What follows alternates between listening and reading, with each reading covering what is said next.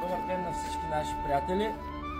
Днес се намираме отново в област Силистра, в град Дулово. Тук вече сме копали наблизко в село Черник един кладенец, който стана доста дълбок, хубав.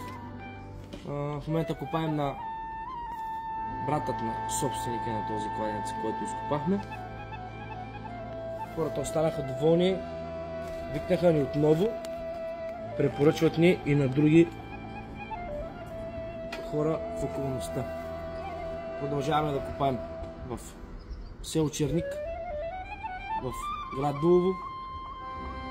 Който има интерес, може да се свържи с нас на 089 200 31 66 и когато излезе водата, ще направим още един клип за нашите клиенти. Благодаря ви!